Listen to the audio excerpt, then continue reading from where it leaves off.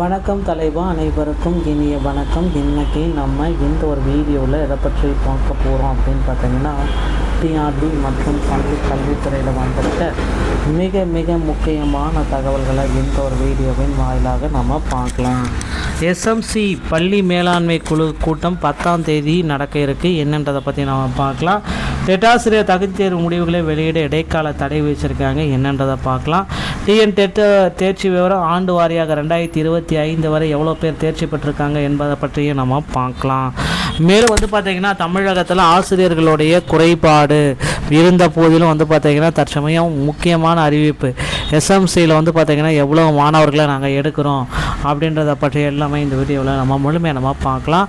College டிஆர்பியோடைய நீதிமன்ற தடை, 2026 பள்ளி கல்வித்துறை பட்ஜெட் என்ன, இதை பற்றி எல்லாமே வீடியோவில் நம்ம பார்க்குறோம். நீங்கள் நம்முடைய சேனலில் முதல் முறையாக வாங்குறீங்க அப்படின்னா சப்ஸ்கிரைப் பண்ணி பெல்லை கிளிக் பண்ணிச்சுக்கோங்க. வாங்க வீடியோக்குள்ளே போகலாம்.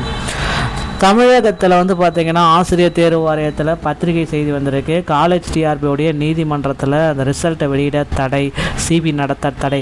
ஆகஸ்ட் 4ஆம் தேதி வரை காலேஜ் டிஆர்பியோடைய விசாரணை தள்ளி வச்சுருக்காங்க.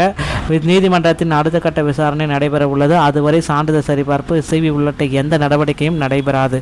பணி நியமனங்களுக்கும் இடைக்கால தடை வச்சுருக்காங்க. மதுரை நீதிமன்ற நீதியரசர் மும்மேனி கதிர்குமார் அவர்கள் அடுத்த உத்தரவு வரும் வரை உதவி பேராசிரியர் பணி நியமனங்கள் நடைபெறக்கூடாது. ஸோ 0 மார்க் எடுத்தவங்களுக்கு எப்படி தான் போஸ்டிங் போட்டீங்கன்னு தெரியல, எதை பேஸ் பண்ணி போஸ்டிங் போட்டாங்கன்னு தெரியல. ஸோ அது எல்லாமே அப்படியே ஸ்டாப் பண்ணுங்க அப்படின்னு சொல்கிறாங்க. அடுத்து பார்த்திங்கன்னா, தாள் 2 மதிப்பீடு குறித்த வழக்கு 9 பேர் தாக்கல் செய்த மனுவில் தாள் 2 முறையாக மதிப்பீடு செய்யப்படவில்லை என்று கூறப்பட்டுள்ளது. இதுவே வழக்கின் முக்கிய அம்சமாகவும் ஏற்றப்பட்டுள்ளது. அடுத்து 2026 பள்ளி கல்வித்துறையில் வரக்கூடிய பட்ஜெட் ஜூலை 2 to 22ஆம் தேதி வரை முதலமைச்சர் ஆலோசனை செய்தார். துறை ரீதியான அமைச்சர்கள் மற்றும் அதிகாரிகளுடன் பட்ஜெட் குறித்து முதலமைச்சர் முக்கியமாக ஆலோசனை செய்து வருகிறார். எதிர்பார்க்கக்கூடிய 3 அறிவிப்புகள் அப்படின்னு பார்த்தீங்கன்னா, ஆசிரியர் காலி பணியிடங்கள், பிஜிடிஆர்பி மற்றும் எஸ்ஜிடியுடைய நிரப்புதல், பள்ளி கட்டமைப்பு, ஸ்மார்ட் கிளாஸ், ஆங்கிலம் ஆய்வகம், இதெல்லாமே மேம்பாடு, ஆசிரியர்களுக்கான புதிய அறிவிப்பு. பட்ஜெட் தாக்கல் காலம் ஜூலை மாத இறுதி அல்லது ஆகஸ்ட் முதல் வாரத்தில் தொடக்கலாம். 2026க்கான பட்ஜெட் முறைப்படி தாக்கல் செய்யப்படும். கல்வி தகவல்கள் அனைத்துமே இந்த அப்டேட் பண்ணிகிட்ருக்காங்க. ஸோ கண்டிப்பாக ஆசிரியர்களுக்கான சமூக பகிர்வு தளம் அனைத்துமே பார்த்திங்கன்னா ஜிஓஸ் அரசாணைகள் எல்லாமே உங்களுக்கு நம்ம விரிவாக சொல்ல போகிறோங்க. உயர்கல்வி வழிகாட்டி உயர்கல்வி நிறுவனங்களில் 100% சேர்க்கையை எஸ்எம்சி பள்ளி கல்வி மூலமாக நிறுவுதல் செஞ்சுருக்காங்க. பணியில் உள்ள ஆசிரியர்கள் ஓகேங்களா, டெட்டாசிரியர்கள் தகுதி தேர்வு முடிவுகளை வெளியிட நீதிமன்றம் இடைக்கால தடை வச்சிருக்காங்க.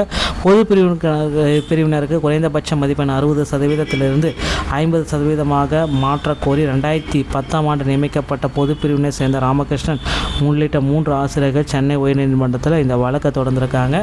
இதோடைய இறுதி கட்டமான முடிவுகள் இன்னும் வெளியிடுறதுக்கு தடை வச்சுருக்காங்க. ஸோ கடந்த 2012 டெட் தேர்ச்சியோடைய விழுக்காடு அப்படின்னு நம்ம பார்க்குறப்ப 2012 56, அதே போல் 2012 இன்னொரு டெட் தேர்ச்சியில் 713 பேர் தான் தேர்ச்சி பண்ணியிருக்காங்க. அதுக்கப்புறம் மட்டும்தாங்க டெட் தேர்ச்சியோடைய விழுக்காடு 2019 0.33. அதுக்கப்புறம் பார்த்திங்கன்னா டெட் தேர்வு அப்படின்றது பார்த்திங்கன்னா 2022 14.3, 2022 இன்னொன்று 6.7, 2025 49, 2025 இன்னொரு தேர்வு 31.50. ஸோ கூடுதலாக எவ்வளோ பேர் இப்போ பாஸ் பண்ணியிருக்காங்க அப்படின்றது இன்னும் ப்ராப்பராக வரல.